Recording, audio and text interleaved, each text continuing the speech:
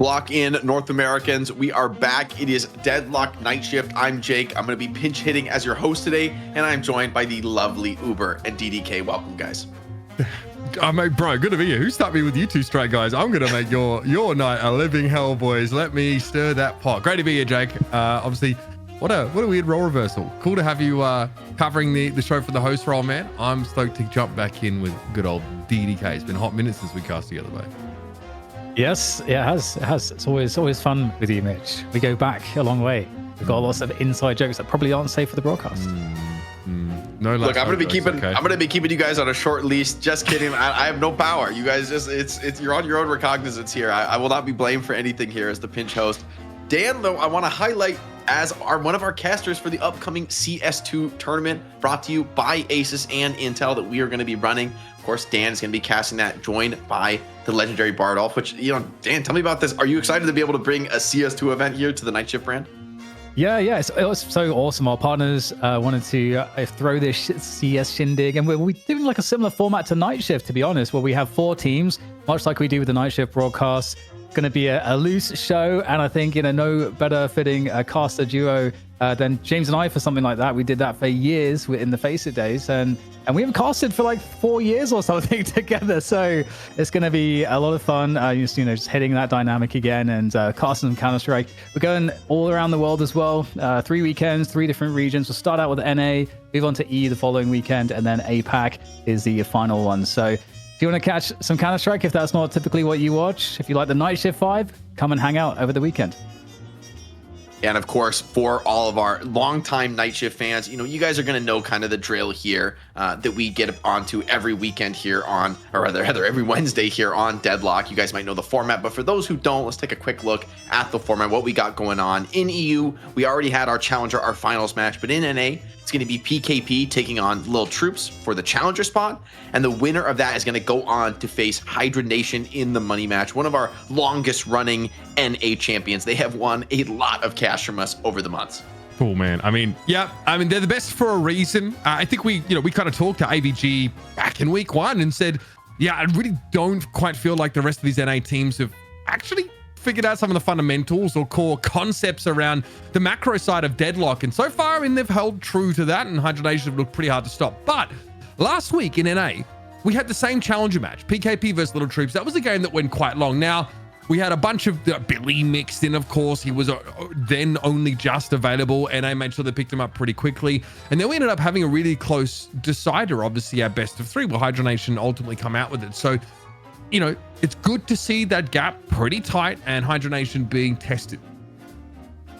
Yeah, it's so funny how things have been volatile in the NA region, but Hydra Nation have always been the firm winners, always at the top, setting the example. And it feels like now they're more motivated than ever. And can you blame them? They've got a great lineup. They're all working really hard, and the game is starting to pop off. So it's the perfect time to reassert themselves as the most dominant team. But the question is, with week in, week out, Jake, is that we're getting these updates, and I feel like there's always room to surprise. And this has been one of the most volatile moments really in Deadlock history. We've got a ton of new heroes in, and Drifter is going to be available in NA, released in the middle of our EU show. And if you want to, for the North America teams, they could bring this guy out with, like, what did they played 1 or 2 pubs on him max? So that would be a little wild. I wonder if people will really want to take that gamble and play Drifter. But honestly, with our NA teams, I wouldn't put it past them. Some of these guys are wild. Yeah, and again, if you are like a solo player, then Drifter might be for you, because Drifter really wants to go after those, individual heroes across the map that maybe have overextended, or maybe even are just minding their own business if they are isolated. Drifter is doing more damage to them. I think it's like a 25-meter range away from teammates, so it's not actually that far. Drifter can sort of sense you by seeing a trail. He can sort of jump on you. There's a ton of stuff he can do, including a gap close that's pretty consistent. And ultimately might be familiar if you played other MOBAs in the past, that basically is lights out for you. You really limit your view range. So there's a ton of really interesting stuff that I want to delve into, hopefully, if we get there. But also, guys, like, we didn't see any Paige get picked up in EU, right? Pretty well behaved. Those guys have been. Paige is looking like a great support option with there's some pretty nasty like area of effect coverage and good map control. So including like a global ultimate, that rallying charge. So I don't know if we end up seeing her, especially because like her, primary fire is a little bit hard to consistently hit sometimes if you try and hit those solos. But think in a right hand, she's going to be very powerful. Yeah, I'm curious to see. NA always has a different take historically than Europe in terms of like different heroes prioritizing. And now with more heroes than ever in Deadlock, let's take a look though at some of our teams. This is PKP, some of their signature heroes, John, Saya leading the charge, Goober as well. Some of our well-known names in this team, bringing in, like we said, some of these up-and-coming players in Deadlock. Who said it too? There's a lot of good players in Ranked, and some of them just getting their chance here to play in the competitive scene. Yeah. John, I feel like it means that you probably will definitely see Warden Bands, definitely a signature hero for John, as, you know, that's why we've got these portraits, the most played on, I suppose, notorious hero matchups for these different players. A really strong lineup, but I think obviously my favorite will always be Goober, and I think you can probably appreciate that, Jake, as a fellow Viscous main. Goober is his name is kind of synonymous with Viscous in North America. Yeah, I definitely hope this guy gets the Viscous to come out. Always fun to watch. Yeah, I mean, again, and a consummate memer, by the way, definitely a very active part of our community, even sometimes when his own games are going on. But Saya obviously has been a player we've been watching for quite some time, and I think acts as a really potent support player. Someone I'm watching, I think tonight, is Brayden, who is often picking up those late game style carries. Want to see if PKP can really set Brayden up for success and make sure that he can have that big impact. I mean, think back to what Wazergi was able to do in the EU tonight, even bringing that Wraith in on occasion and just kind of popping off towards the end of the game. It was a 30-minute plus game for these guys last week. They didn't quite get to that end game fantasy that maybe Brayden would have liked to, but they're back to throw down again in a grudge match, of course, with that Lil Troops roster.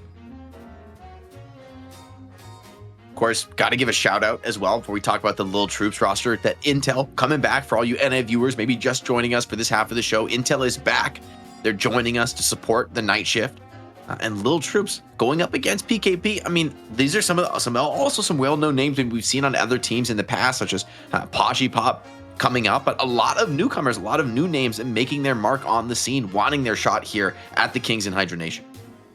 Yeah, I gotta give a shout out instantly to Matt, because wait, did we settle on whether his name is Matt or Matt? I don't remember, but Matt had an insane performance, especially on Holiday last time, and I think that's pretty instrumental in Lil Troops' ability to sort of, I think, deal with a very difficult. Well, they basically lost all the early lanes in map 1 against Hydra Nation last time, but Matt with the I just did it again. Matt with the Holiday ganks was so insane that it forced Hydra Nation to essentially ban it. And the issue was that then Matt didn't have anything like similarly disruptive to then go to, but it was super impactful. And I feel like PKP should definitely be getting Matt off of that Holiday because it's super dangerous.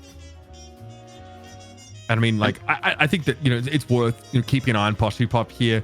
Obviously, that stint on melee creeps was no accident, guys.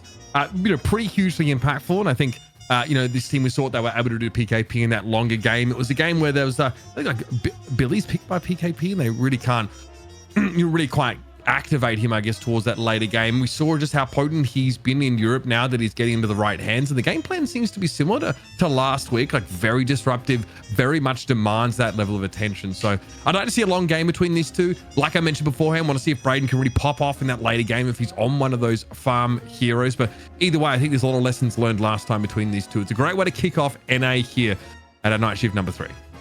Speaking of kicking it off, it's time to take the gloves off. It's got to be our Mo Krill melee only 1v1 to determine that first and second pick order. More of a swag points, I think, right now. But, maybe teams really want the first pick here with all these new heroes. Maybe if you've got some certain tech strat, you want to have that prio to pick up the hero you need. All right. Let's be honest. Is anyone actually practicing the Mo and Krill 1v1s? They better be, bro. I mean, listen, it is very important fundamentals and 100% concentrated raw power of will to win these out. Again, I think, remember, parry, has been changed now to actually give you amp for all forms of damage and not just melee. So for heroes that do not want to necessarily be melee, like Haze, for example, you can absolutely sort of blow people up after the fact. So, practice parries out there, folks, especially when you're diving under those guardians. Really important to pop a parry early. And Axe is going to be your winner here in MO and Crew 1v1. You know what, guys? There is actually, I saw with all the Doorman memeing that there might be a potential rivalry to our Mo 1v1, which is the Doorman versus Doorman football match, where you got the doors open as the goals, and you go into the practice room with the ball, and you try to kick it through. Yeah, the green orb, and you try to kick it through the goal. That might be. I feel like I could make an appearance. Can you luggage cart each other though, or is it I like don't know. strictly? Yeah, because that would be seems hilarious. OP. Too good. I wish you could luggage cart yourself. I really think that's a bit of an oversight. True. You know, I'd love to hoon through my own door with a luggage cart, and some people are run into. Anyway, picks and bans. Let's get in there, boys. PKP obviously with first pick. And, you know, we've seen bans in EU be kind of all over the place. A lot of the OG heroes being targeted with first bans, though, and not a lot of the you know, new release heroes being targeted. We'll see, though, if things change in NA, as they often do, with a very different take. I mean, Yamato was untouched, I believe, in Europe, picked or banned. Maybe got banned once, but really not seeing Prio and PKP already take it out first. Yeah, and again, I really feel like the dangerous pickup on Lil Troops is that Holiday, so we'll have to keep our eyes out for that one. I would also say that Rhino did have an amazing performance on the Kelvin too. Kelvin often can be hotly contested in NA, so curious to see how that falls. But yeah, lots of room for the craziness, I think, in NA. They always do love to get into the new heroes like very quickly, so we'll see what we can see. You can only run from the law for so long. They went to steal instead. Okay, fair play. Yeah, I mean, obviously Paradox is still floating in the ether here. And if you remember, Yamato was just picked, I think, in every map by Hydra Nation last week and used a pretty good effect there. We know she's pretty terrifying, and Shadow Transformation is kind of messed up. People overlook the fact that her abilities charge faster during that ultimate, so those power slashes come out of nowhere and absolutely truck you for a ton of damage. Warden and Holiday, both very high priority picks, already snapped up here in our first round. John getting his pick stolen, Matt getting his pick stolen. So I guess all is fair in Love and War. I wonder if Doorman comes into play at all as a matchup against Warden. We've seen that a lot in pubs where, you know, people just Doorman ult the Warden as soon as he ulties, and it's just kind of like, yeah, you got your ulti going off, but you're stuck in the hotel. People can get away from you. Viscous as well has just been really risen to popularity with this newer build. Yeah. I mean, interesting. Like in the EU finale, the Doorman was not skilling at all into sort of the ultimate. So they were getting interrupted pretty consistently by it, even by a goo ball on one occasion, right? So like, unless you feel strongly about investing points in that ability, it is pretty susceptible to disruption here. Like 7 being picked up, so that's already a bit of a late game red flag. I think if you're Lil Troops, see that come up here. Yes, it's interesting. I don't know if it's a comfort pick for anyone on Lil Troops, but Viscous was, of course, you know, that's a Goober pick. He's on PKP, so he gets that stolen, and John gets his Warden stolen. So I like that we're getting that dynamic early, and there's the Doorman coming on through straight away. I guess Lil Troops, I don't think they necessarily need to prioritize something equivalent to 7 at this point, but I mean, Abrams was often going like third pick. I think in both regions that's not too uncommon to see. So. But given that Warden's already on Lil Troops, we'll see how they balance it here. Paradox might be the pickup to avoid getting it banned, because that would be an easy ban to make. Yeah, you definitely. We've seen that quite often. Or teams like will, you know, ban the Holiday off the bat and take Paradox first round. Really try and set the tone like that. I think like Doorman having that level of displacement with the baggage card is pretty important against some aspects of this comp. Obviously, you know, during last stand, you know, disrupting Warden is important. Viscous also can be quite a nuisance, and just kind of locking the Viscous out of the fight, you know, with the Doorman ultimate, and just, you know, denying the opportunity to have a goo ball just disrupting you constantly, and also the cube for you know, that survivability or clutch factor, taking that away is going to be pretty important. And it's a Geist ban here for Lil Troops. Geist also untouched in Europe, if I'm not mistaken, I mean, which is kind of interesting. Geist kind of fell off a cliff, at least in Europe.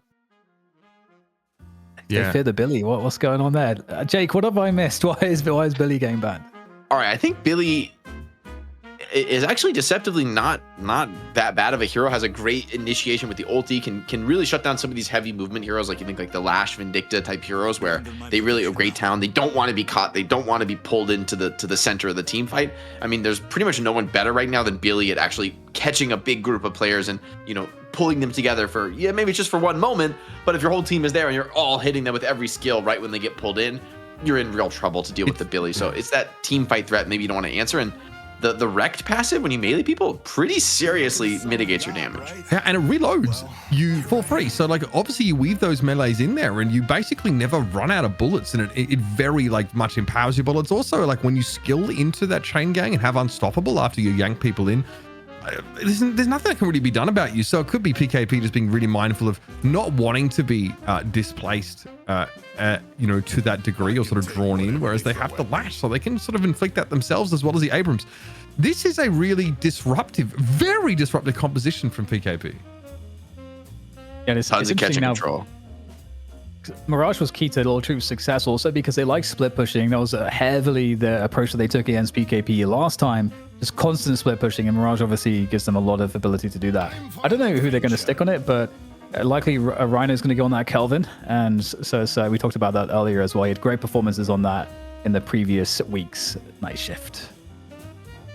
I think like any like hero picked by Lil Troops here that needs like some time to ramp up, like obviously Hades Infernus to some degree really does not want to deal with this comp from PKP. Like they probably want like, yeah, decent amount of burst. Obviously Shiv does need some time to build that rage passive up, but is really survivable and pretty just resilient in general, alongside the Kelvin with a lot of healing midway through those fights. So yeah, PKP just really have the ability just to pull and push and jostle Lil Troops around pretty extensively. And that, obviously they have the Viscous on their team. They've got the Paradox, of course, to start these fights off with the swap, but they definitely don't have such a displacement heavy look. And the Pocket gets mixed in here, of course, for that real wombo, you know, with the Affliction, big AoE damage, and also someone who's just really able to get around the map very effectively. I'm curious how these urn fights start looking. We've seen some Doorman tech in EU to that effect. Yeah, I wonder if Doorman and Kelvin, you know, like putting the door on the urn and then the Kelvin, you can like get inside of the dome because you have a door in there. I feel like maybe you can. I have no idea how these interactions work, but you know, that's why we're here on the night shift, to clock in and see what the top players have for us when it comes to making the most from these new heroes, their new skills. That would be. What you like to Jake out of these two teams? I think Lil Troops, the comp looks more well-rounded to me. I feel like they've got big team fight, they've got some frontline, they've got pick and initiation. And PKP have a lot of playmaking and like individual displacement, but I'm not seeing, I mean, it's like 7 has to carry a lot of weight in terms of like a heavy AoE team fight. Like I feel like 7 could be in trouble, right? If you get, you know, just people jumping on top of you and bursting you down, like, are you going to build unstoppable this game? Maybe you need to do a lot of damage, and then you're going to get stunned forever by Viscous with Phantom Strike. So I'm a little worried for PKP. I think Viscous and Warden are going to get a lot done in this game, especially with Paradox setting people up with some silence walls. I think this, like, the Doorman slow in lane is pretty significant. Like, in a pinch, it can be really nice to combine that with, like, it could be holiday barrels or it could be like Abrams shoulder charge. There's like a ton of stuff you can put together. Also, like the way that it just ruins like your bullet accuracy. It basically deterministically can win you a trade in that particular window. So it's something that Mirage, for example, like just doesn't want to have to deal with in those more protracted engagements. Warden to some degree as well. So curious to see how that gets mixed in. And obviously you can like use those doors to get in and out of those trades pretty slipperily. But you know, Doorman, pretty low ammo capacity, obviously you know, very headshot focused, like headshot booster off the rip in lane, pretty effective item, or at least like, you know, relatively early on makes him a bit of a nuisance, a la Dynamo in some ways. Definitely going to be interesting to see how it comes out here in this opening match of NA Night Shift number 3 presented by Intel. It's going to be PKP taking on Lil Troops in a best of 1 for their chance at the Kings in Hydra Nation. It's Uber, it's DDK on the mic. Take it away, guys. Thank you very much, Jake. Yeah, great to be back, of course. Uber and DDK bringing you into our Deadlock Night Shift number 3, of course, now presented by Intel. Huge shout out to Intel. And very quickly, thank you to those that contributed to our crowdfunded prize pool in the weeks up until this point. That obviously is no longer necessary, but you can still support us on Patreon, because after this, we'll be hanging out in the Graveyard Shift interviewing John, who happens to be in this game. So hopefully it's an up-tempo and good vibes interview, and he makes it through this sort of gauntlet. But we have Lash Doorman in mid here for PKP, Dan. Yeah, it's gonna be a lot of fun. I think ZP on the EU broadcast was talking about how, you know, a hero like Doorman, you know, it's interesting how kind of decent these heroes can look so early, which just really speaks to their strength, because no one has like true mastery of the kit yet. But it is very interesting kit, and I think the lane pressure you can do with Doorman is so unique with those doors. So really curious to see the interactions we'll have here, and we know that early game really important to get that first tower down. That team that gets that first tower down gets the initiative around the map rotations. Obviously, like, there's decent sustain for John here with that flog, which you can hit with, you know, relative consistency here, even without a Doorman grenade activating. Of course, that call bell is pretty annoying. But again, like, this is definitely the kind of lane that wants to try and put something together eventually with some disruption. And I don't know if they'll be looking to do too much out of winning the more protracted poke engagements, because obviously Warden and Paradox on the other side, pretty spammy. Obviously that sort of alchemical flask is something you have to deal with. And yeah, restorative shot just picked up here by John just to you know, supplement that sustain against that sort of spam of one abilities out of the Warden. Yeah, I feel like for me it's not super clear who is going to come out ahead on this lane. Again, I think Doorman, for me, it's hard to judge where that's going to fall just yet. And speaking of Doorman, just on PKP in general, I think like Jake said, there's a lot of super high ceilings like playmakers in terms of, you know, the amount of skill it requires to play them effectively. You know, your Pockets, Doormans, Holiday as well are going to be super explosive potentially. So we'll have to see what they can get out of that. And just to talk about these lane matchups, Mitch, we've got the classic Kelvin and Shiv lineup or matchup there for Lil Troops to try to win that left side lane. They've got the Warden Paradox on the mid here for Lil Troops, and then on the right side it's the Viscous, not Goober though, it's G-Freak instead on that one, and he's going to be paired up with the Mirage. So I feel like there's any super lanes that are super clear who's going to come out on top here.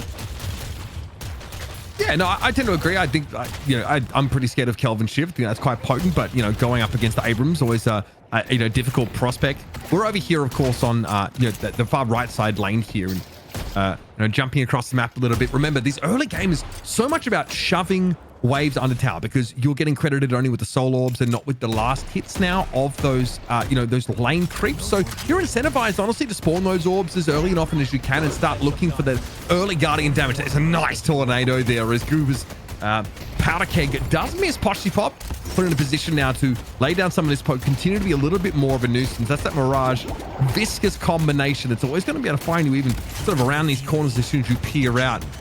In that Jin's Mark procs as well, annoying to try and sustain through. Yeah, I think, you know, you raise a really good point that basic that you want to shove the lanes. The kills themselves at this stage of the game not worth an enormous amount in terms of the kind of souls you're going to get from them, or the value in terms of the objective. You're really trying to just push them back and then try to get damage onto the tower, because again, that tower going down quickly, that's really the true prize for the team from like a macro point of view. It just enables you to do a lot more and get that pressure elsewhere on the map once you've pushed that lane and taken that objective down as well. Dude, that call bell pressure, Dan, is no joke. You can see Sai's able to poke at Floss here behind, you know, some of these barrels, this sort of neutral cover, and also just a bit of a nuisance in general. Okay, what's the play here? Drop down, maybe that might have been implying a setup for this Guardian, but still a spot to do some decent damage here. And of course, Saya will pin down in the direction of Matt. But I can't do too much more than harass and at least telegraph something more aggressive. Yeah, it's awesome, and we can see there also the prior, like, you know, maybe a couple of shots to Paradox, but ultimately like trying to whittle down that tower. Really awesome pressure, and also the primary is pretty chunky damage. It's kind of reminiscent for me of the, you know, Holiday's weapon too. Doesn't fire like super fast, but it's definitely hurts to get hit by it. So big pressure, some box running here as well going on. We've got the power up coming through though. That's in reality why we're up here for Doorman. He's gonna just give that one up though, and the power up will instead go to Lil Troops, at least on the right side. Actually, maybe the left side too. But so Lil Troops getting both the 5-minute power ups. I think that sort of prey on the left and right lanes really assists them there, even though you know, there's some serious pressure coming down mid against Lil Troops. You can see like the extra charge and the skill maxing of the call bell for the Doormans, really focused on trying to shove and be oppressive in that lane. You can see, like, look at the minimap. Once again, Matt takes a hit, putting pressure down on that Guardian, but Poshy Pop's going to take the first one. That is that ever oppressive Mirage and Viscous lane that just shove straight in. So huge edge here for Lil Troops early. And of course, gives them a ability now to start to work their way through that side of the map with a bit more impunity. Yeah, this is really, really nice. And it's also really hard to lock down the Mirage, but holding that fall for a second, get pressure and somewhat of a fight here on the left side. The Shiv Kelvin lane seems really, really difficult. Shiv and Kelvin, really nice combination as well. You know, you can, Kelvin's so difficult to take down, and with Shiv, he's able to really use the ice beams to get those knives. He's able to keep Shiv alive, who's already unkillable. So it's one of the most classic duos. Swapping lanes. Dan, I love this. I mean, look, they're just taking this like pretty redonkulous pressure lane and now moving it over to the other extremity of the map. And there was a TP that allowed Little Troops to make the swap and get their Kelvin Shiv back on the other side. This is quite painful here for PKP, and they're not really been able to respond and kind of lost out on the buff exchange as well. It's a bit tough. Stride just flattens Goober. I guess the quote-unquote weak side lane that was supposed to go to the right side of the map just to sort of maintain that Guardian is actually able to find a big kill in that fight. Yeah, that's so cool. It really pays off getting that kill using the execution there. Shiv doing what Shiv does best. Now, with that said, there's some action here in mid. I was like trying to get my bearings here, but like looking at a ceiling, I'm like, hey, which ceiling is this? Yeah, for whatever reason. Oh, this is so aggressive here from Matt. This could be a problem. Callbill comes in, as does the Death Slam. Matt just clinging on to life here and getting a little bit too ahead of themselves, though, as John had a nice little off angle. So things faring a little bit better for PKP in the mid side, but you really want to cover those extremities as well as possible. And yeah, Lil Troops getting to rotate into this right side of the map with this Kelvin Shiv. Looker more than happy to throw down and assert themselves. And I want people to keep an eye on that left side Amber Guardian, because Lil Troops surely want to try and get that shoved over as early as possible. Yeah, definitely. It's this Shiv Kelvin combo has been really interesting. How well they've been able to leverage it here on this right side, really making life rather difficult. Now we're almost at the 8-minute mark here, and in fact, we've got the Viscous going a 4. They're trying to take the fight here aggressively into this one. PKP Axe might have to try to get out of there with that. Well, he's going to be able to do so using the ultimate to get away. Sometimes it's hard to tell if the Abrams is going to try to use the Seismic Slam to get in or to get out. Yeah, I mean, this is just all part of it. And with the pressure that Lil Troops have created, they're now just ducking in towards one of those neutral camps. Stride getting caught up here by a slow beam. Wage going a little bit low, but it still is able to find the elimination. It ends up being a trade ultimately, but there's 3 Lil Troops players on this left-hand side of the map with Axe out of the picture. This is a Sinner sacrifice. Well, when we get to 10 minutes, I guess, but also this Guardian getting shoved down. Brayden is just not ready for this level of pressure. And everyone in PKP gets fed into the wood chipper on this far left. This is not what you want to see early on in the games. It's going to put Lil Troops pretty comfortably ahead and get themselves their second Guardian. Now, of course, their eyes are turning to mid. Yeah, really nice defense of the 8 minutes and the sacrifices, which we still actually have a scuffle on this right side here. The Kelvin Shiv combo there for Little Troops looking to try to defend, but one of those heads has been cut off. Kelvin is now dead, and the rest of PKP able to push down this tower. So really reinforcing this side. And there's no equalizing force, nothing to be gained on the other side of the map for Lil Troops. They're just going to have to take this L right now, losing this Guardian. And PKP will now fan back out. Might be able to go over towards mid to assist. Could try to set up a trap here on the right side. But instead, yeah, we've got Lash going across into mid now. It might be too late for Doorman. I mean, John is rotating over, but he just cannot erect the doorway quickly enough.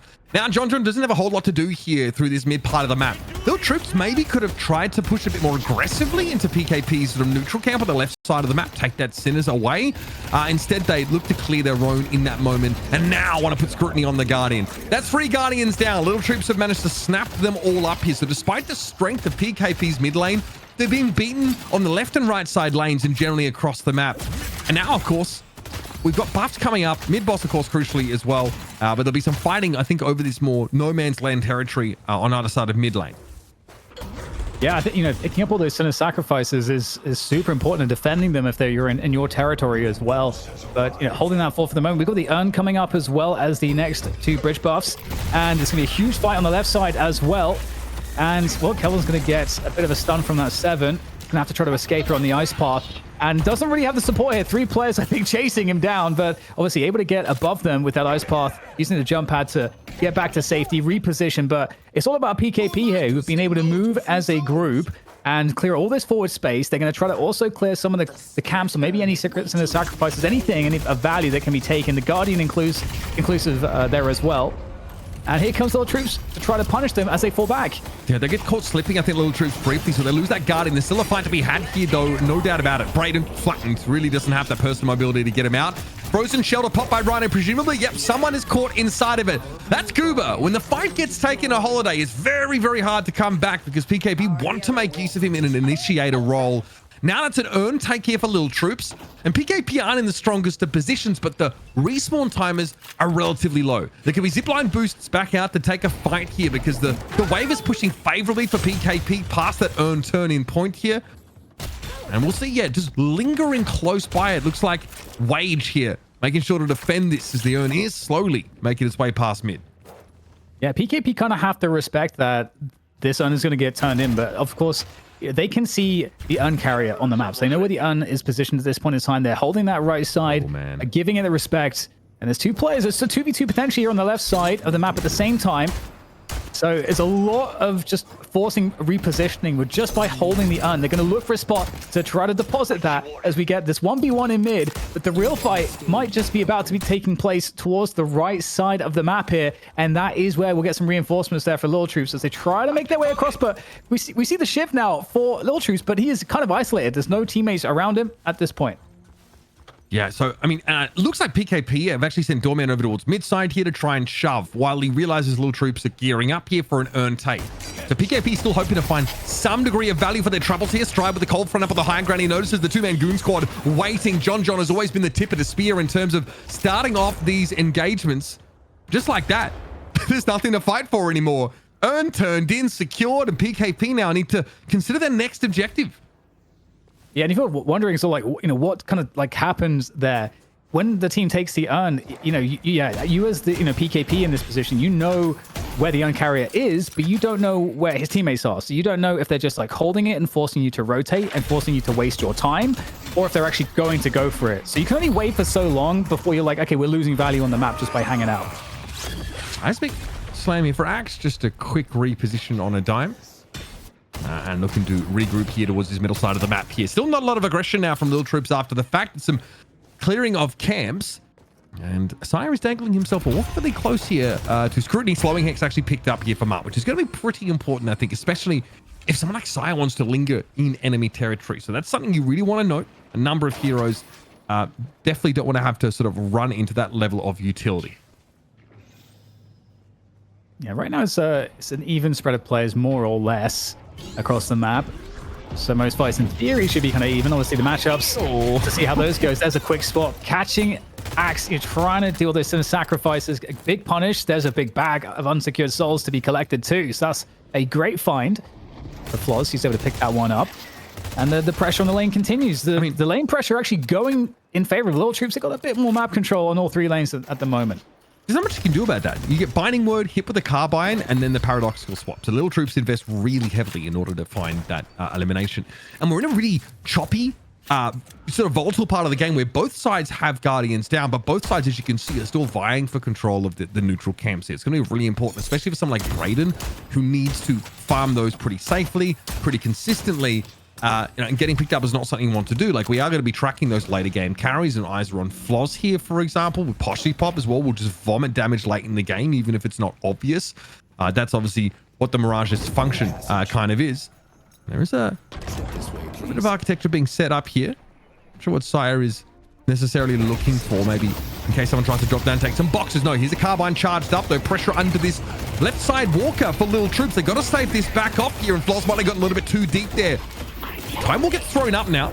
No Paradoxical Swap available, and Goober gets picks off Floz, excuse me. So that's the defender down, and damage is coming thick and fast on towards this walker. Wage is going to walk on up there, pops out of the satchel. That's more damage than Matt can realistically deal with. He's hoping the walker can mitigate as much of this as humanly possible.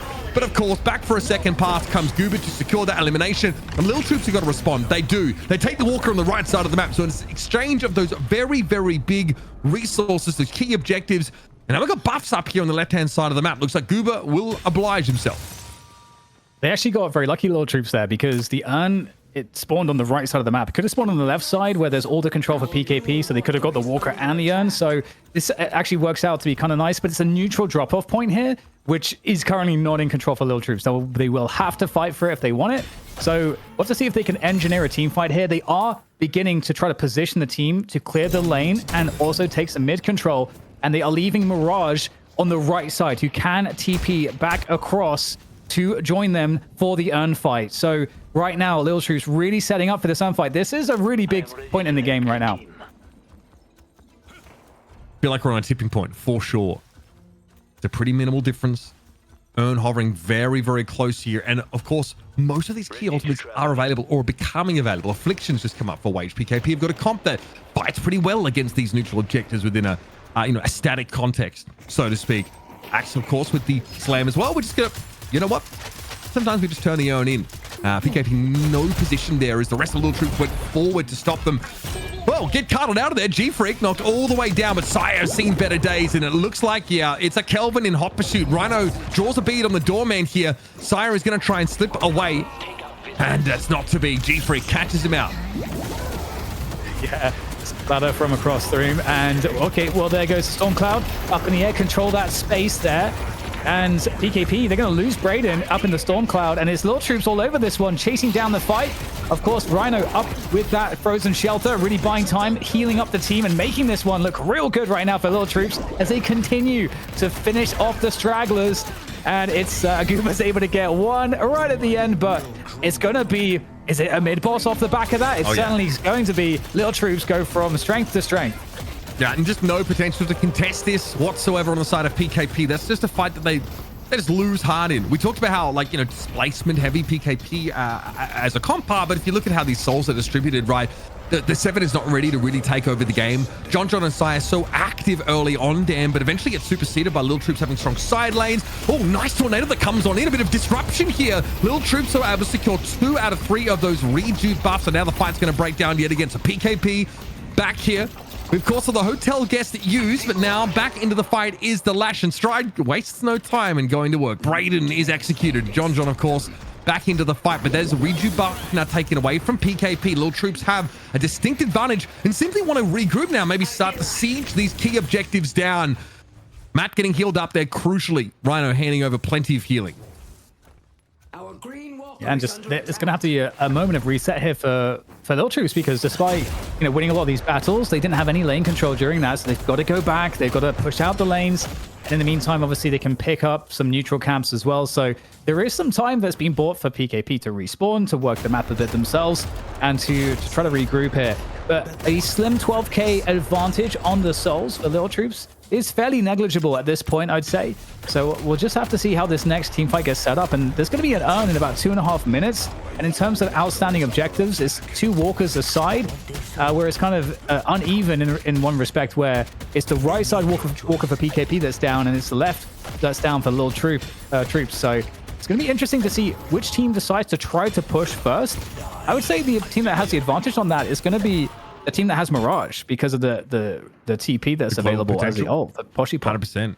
I also would point out that while the soul gap isn't very big, the soul value of that rejuve buff is really quite significant. It is a big deal. Oh my goodness, Sire.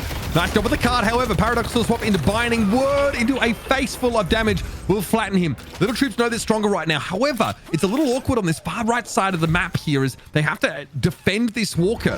Poshy Pop does get run down by 3 PKP players, and so Little Troops had to respond in kind. They should be happy enough to take a race here.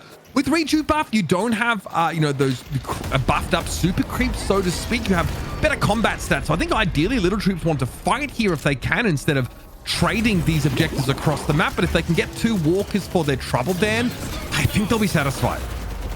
Yeah, it's definitely an acceptable loss, but we'll have to see if they can do it, because they've got a Pocket that is causing problems here. Pocket, really good delay potentially. We'll see if he's able to survive. He's pretty slippery, unable to get any abilities off, trying to get out there. There's the cloak and the suitcase, but still not enough. But speaking of cloaks, suitcases, well, there is the Doorman as well. He's able to come back on the defense, and that Walker will stay up. So I think, largely speaking, I think you feel like PKP came away better, considering that they also had to deal with the rejuve buffs that were an advantage for their opponents. Yep. This is a big soul earn, though. Obviously, it's to the tune of 5.3k. So having that turned in will be huge. But with the loss of the walker on this right side of the map, Lil Troops actually don't have a great line of scrimmage drawn around that very important turn-in area. But it's Kelvin. Rhino can obviously still sort of walk up, freeze it down, but looks like the call from Little Troops Dan is still going to be to head in that direction in time. They've still got a mid-walker standing. I think that's pretty important, whereas PKP's walker's a little bit out of the way down that left side. You're kind of talking about the imbalance between those walkers that were down earlier on, and to some degree, that's still present. Yeah, it definitely creates an interesting dynamic, and We do have, at the moment, PKP. They're mostly focused with their forces and 4 players around mid, looking to pressure that mid walker, looking to force a response. And they create a question right now because the urn is being picked up by Lil Troops, but do you want the urn or do you want to defend your walker? You know, choices have to be made here. And the push comes in 3 players, 4 players here, trying to take this walker down, bursting it real far. I think it's absolutely going to fall, and there isn't going to be any response here. Pop is working on the left side walker by himself, but can these stragglers get cleaned up by Lil Troops as they come in late to the mid walker defense? No, they can't get to them in time, it seems. Yeah, it looks like that walker's going to go down. At the very least, it's going to be an exchange of them. Pop is solo pushing that left side of the map with the potential to return to the fray with Traveler. Reju buff just expired, but all things considered, it's not the cleanest, right? But it looks like Little Troops over-invested, Dan, in the honor guard for the urn turn-in and only left 1 hero towards the middle part of the map to defend that walker. Also, that ends well, as they say. Those PKP are getting pummeled now. Little Troops have a soul lead that they derived from that edge given to them by the Reju buffs, but they still can't overextend here. Wade is about to come back into the fight, and Braden's not too far away. His builders were way towards 21k souls. The Pop is a genuine split pushing menace, and we've got 2 waves, 2 lanes pushing in favor of Little Troops here. They'll hang around a couple minutes to clear this neutral camps, and then we're probably looking at another mid-boss fight.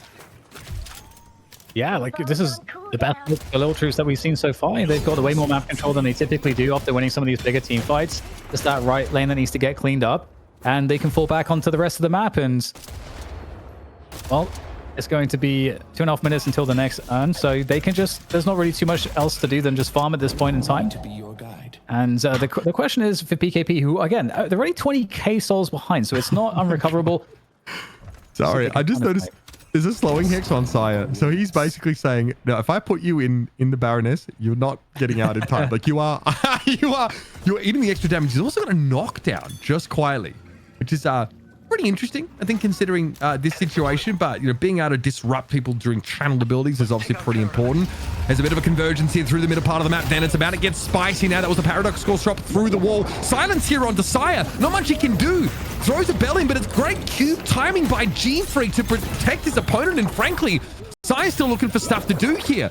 So 1-for-1. Mark goes down, but he was the one they were hoping to engage. And I think a trade of the 7 is something you're happy with as Little Troops. Axe is down. The front line is crumbling here for PKB. And Little Troops know they have the edge. Big old luggage cart here that just staves Rhino off. But still, I think the beatdown is coming for PKP either way.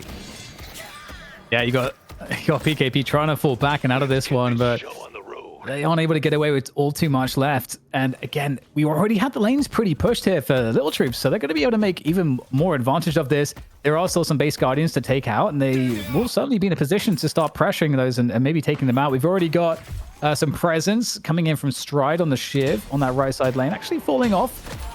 Going to see Pop cleaning up some Sinner's sacrifices. I'm sure there's going to be more of those around the map to also pick up. And given the fact that they give you just all these golden statue buffs, those start to go pretty hard like this late into the game. Yeah, I mean, they're important. I think at like, you know, at a nominal point in the game, all 4 booms and what you get from it is like 800 souls worth. So it's crazy, especially if you're starting to like work them like early in the game as soon as they spawn up. Really not something you want to, you know, underestimate, even if you don't like go for all the hits and you'll just steal, but stealing your opponent's Sinners I think is really important to create that sort of swing of value there. Just taking your own is fine, but it doesn't really advance your game plan of trying to, you know, like close out a win. Zaya's in trouble here. Not much to be said. Pop is going to run and gun him down, and that's already PKP without that key disruptive piece to take someone like the Warden out of the fight. Flozzed quietly, you know, up to 31k souls, looking very, very strong. And Pop, I think, is, you know, just been solo firing for so much of this game, goosing that global presence to just turn into an absolute nuisance here. We'll get a look at the build a little bit later on if it becomes relevant, but that was an attempt at an infliction here that Little Troops just brush off, and we'll be fighting for rejuve buffs right about now. That barrage is going nowhere in particular. Yeah, there it is. Everyone jumping into the pit, trying to fight for this one. And it's going to be Lil Troops able to secure every single rejuve. And I mean, this was really you had to fight for this if you're PKP, because off the back of these rejuves, Lil Troops are going to certainly be in a game-winning advantage. It's just you get all the, like you said before, you get the stat buffs and you get the extra lives as well. So if it weren't enough that you're already 40k souls behind, now their heroes are just pound for pound stronger and they've got extra lives. So that's a pretty huge difference. And although the fight looked terrible, you kind of have to take it. Yeah, no other choice. It's the only way you probably get back into the game, because after Rejuve buff gets picked up, or 4 of them now, as remember consecutive ones give you 4, it becomes harder and harder to stop your opponents. So now, of course, we are just going to walk up to the patron and motorboat her, and just basically take the game from here on out. PKP still about 8 seconds away from respawns. You'll notice that some of the key ultimates are active here for Lil Troops. Matt does have the paradoxical swap ready, but Floss is waiting a little bit on that last stand, so maybe back up. There is an urn spawning in behind all this. Should it be necessary? But something tells me it won't be, Dan. No, it's not. Not looking like much of a factor at this point. The base is gone. It has been disintegrated.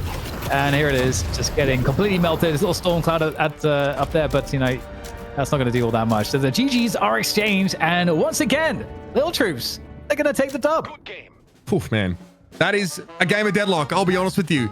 It starts with like having a really strong lane pairing, rotating them over to the other extremity of the map. It's really straightforward. You sort of get a big advantage, outwardly on the map. You kind of sacrifice that mid lane matchup to some degree. I think like Doorman Lash is probably a combo that a lot of people aren't super familiar with or don't know what to expect. We definitely didn't know if it'd be super strong, but turned out to be quite oppressive in the end. However, John and Sire couldn't really impose their will on the rest of the map and had a good time there through mid, Jake, but then were left as spectators when, we got really active across the map. Goober ends up with 7 kills though, so decent showing from the holiday, but it's not always what you want to see. Yeah, I think overall a strong game there out of the Little Troops, being able to just sometimes rely on the good old-fashioned basics, like getting Mirage really farmed, right? Playing the split push game. You can throw a lot of new heroes at the game, but some things are not going to change. Being able to pressure, split push across the map, putting that walker pressure on your opponents, force them to tough decisions. It's a winning play. Yeah, it was. I think it's interesting, like you say, Mitch. You get that lane switch, which was really powerful, because the only team that lane switches, they do it a little bit earlier. It's Hydra Nation, and a lane switch is not normally what you see too commonly in that fashion. After a Guardian goes down, normally you'll maybe like keep one player on that lane to kind of keep farming it, the waves, and then you'll get one other guy from that lane to go and like help the other lanes. You don't just lane swap it like completely like that. So really cool to see that. And it's always good to see a Kelvin Shiv combo doing well also. It's so filthy. I wonder if it's like they just want that map control as opposed to like giving safe farm up to a solo laner. They just want to shove in and then start actually pressuring the sinners of their opponents. Jake, you might be able to speak to that a little bit, but it definitely felt like Little Troops wanted to just control the extremities and always keep the waves pushing in their favor. I think that's definitely key no matter what your strategy is, right? Like the more you can control the map and, keep your opponents on the back foot, the better your chance is to, get those opportunities to steal sinners. I think it's a good call out, by the way, like sealing those sinners. That really is the key objective, I would say, of the mid game, right? Especially once you've taken the Guardians and you're thinking about sieging walkers. It's like, that's a scary proposition. Competing for jungle camps, though, much more realistic. Yeah, it's a great thing that's been added to the game too, because it's at that 8-minute mark, which before it was kind of like there wasn't too much going on at the 8-minute mark, but now it's like it's like a really important like fights that happen on both sides of the map because of it. Like, look at the Abrams. I think Axe there. It's like 8 to 10 minutes, right? And they are getting like womboed by 3 people who've just turned up in their jungle, and they're like, I'm just trying to take some tier 1s, and all of a sudden I'm getting hit with Binding Word paradoxical swap, and just ceasing to exist. I'm just dead. And then my camps get taken away from me, and that's where the swing really starts to happen. And I mean, this was an admirable effort here, but Frozen Shelter is up, and you also have a really fed Warden with Last Stand. I just don't know how you're supposed to win the fight. The 7 doesn't get there, unfortunately. Brayden just isn't really able to get enough souls, I think, to sort of look to be that real threat in the late game. And also, they're not supposed to be. I really do think like you need a lot of your pieces to come together simultaneously, right? You want a big Affliction, you want a nice Death Slam, and then of course you want to be able to set up a powerful Storm Cloud. And this sort of, requires things to be in place really well. And Sire and John in the early game are just sort of watching their side laners getting kind of punished here. And I don't know, they tried to get busy, they tried to get active across the map, but at best, they're trading. They're trading like 1 for 1. Like John is consistently setting up kills, and then John themselves is getting traded out. It's like, oh, okay, well, they still have a paradox. Like they still have the ability to sort of, hold you in place with a Kelvin. There's always a response here from Little Troops. I have to see though if Lil Troops can, continue to take this strong game 1 performance in that challenger match and take it into the money match against Hydra Nation, which we know are a different beast, right? Like what works against some of the weaker teams, Hydra Nation, they've stayed ahead, like we mentioned previously, not just by being really strong individually as players, but also by continuing to put a lot of effort in and grind the game. And I think that's probably no change, especially now with all these new heroes coming out, bringing a lot of excitement and passion to the Deadlock scene. I mean, I think that like the Doorman builds are really interesting. Some of the stuff we're seeing, I feels like obviously like Tank Buster is like just a must-have part of the kit, plus the fort. But I thought the slowing hex was cute. The knockdown as well was kind of fun to see like those getting mixed in. Saya like definitely gearing to try and like really just lock someone out of the fight for as long as possible. Guaranteed that extra 250 base spirit damage. Obviously, it's like 60% of the overall damage from hotel guest. Kind of like that. It basically turns his ult into like a delayed nuke. So ton of fun. But look, I just think that, yeah, like en masse the game gets away from PKP. They can't team fight particularly well. Always seem to be trading down against a really fed Lash and a Mirage who's just going absolutely ape in the background. You see, his objective damage is pretty insane, but also like, in those fights, just weaving a lot of those shots, like getting, I think, the Mercurial Magnum there is always like very important because it means that coming out of that ultimate, you are really strong. Poshipop was gearing up to actually come into fights. He wasn't just split pushing the whole time. He was itemizing to be a menace straight out of the TP as soon as he got involved into those fights. I think, yeah, it looks like Stride is going to be able to grab that MVP here for Lil Troops, but it's interesting to see Warden having a pretty solid game here. We talked about maybe always, something we're saying is Doorman the Warden counter, but it's definitely not a 1-to-1 hard counter, right? You can play your way out of that. Yeah, I mean, just quickly, Stride was on the Shiv in this game. He was the part of that, like, the sort of nasty sort of Shiv. Was that Shiv Viscous? I think there was getting around the map. Or Shiv Kelvin. Yeah, it might have been the one. Either way, notice like, a couple of important things like the debuff remover getting picked up here. Counterspell also being picked and just wants to garner as much attention as possible. Defer as much damage, of course, via bloodletting, and also secure those like assassinations with Phantom Strike in the build here. I think like a 10-minute fort is pretty thumbs up from me. That means that like you're wasting a bit of time, I think, trying to focus this Shiv down, who not only is deferring a large amount of that damage, but also is just super tanky in general and hits like a truck up close, and you obviously with close quarters in the build. So pretty scary. Stride just kind of doing what he wants and getting a lot of kills to feed that soul bank. Yeah, it's really impressive. I mean, this was what really gave them all of the momentum off of the early game, and it's so hard as well when you have to do so much damage to actually like get the kill there, and it's just not easy to do that early on. So very, very oppressive force, able to again like help them to secure some of those sinner sacrifices and win multiple lanes. So I feel like the shout out is definitely, or the MVP is well worth it there for Stride. Very well deserved. Obviously, Brian he's doing the Lord's work too, on the Kelvin, but I guess you're just never going to get the same plaudits as you would if you're on the guy that's actually getting the kills. We've given Kelvin's player of the match before, I'm certain of it. I think it was probably Overkim, though, and probably not too many other Kelvin players, but here and there gets a little bit of love. But that's the nature of the beast, isn't it, Jake? Those players who really look like they're. Yeah, I also think, like, while I'm on that note, Mirage doesn't get enough love, I think, because what they do is really subtle. Like, they're just doing ridiculous damage in these fights, but, like, it's no shock and awe. It's just, like, honest Deadlock, going to work with the pistol, just, gatting them down, and no one's really looking your way. Taking your suitcase, walking to work, teleporting occasionally to work if you need to. If you're a little bit late, you gotta show up in the team fight. But yeah, I think it's a good point. Mirage becomes a serious threat and really, not only splits the map, pulls any opponents apart, but sometimes it's just that turret in the late game that is pretty hard to individually focus with the tornado being that all parts threat, right? You can get you out of trouble. It can, catch the enemies in dangerous spots. Sometimes it does all of the above all at once. So definitely a hero that is probably always going to see some kind of relevance in Deadlock with how useful that global TP potentially is. Still really solid performance there in game 1 from Lil Troops, from a lot of these players that were lesser known on the scene recently, kind of showing that they're here to compete, and now they're going to get the chance against Hydra Nation. How that goes, though, is going to be up to them. They have the masters of their own fate, though, going into that money match. Yeah, it's going to be tough. Oh, go ahead, Mitch. No, I was just going to say, yeah, like I do think that like we saw decent macro from Lil Troops, but they're, you know, the way we saw the map work, like both teams, you know, losing a lot of walker value. And I think a lot of the edge for Little Troops came from rejuve buffs, you know, especially in really important, you know, junctures for fighting. I'd not say it's the kind of clean macro we see from Hydra Nation. So, you know, we know they can have strong lanes. That's all well and good. Hydra Nation are no strangers to that, but it's really when they get rolling, when they start roaming off those lanes and leaving their carries just to eat big is when they look the scariest.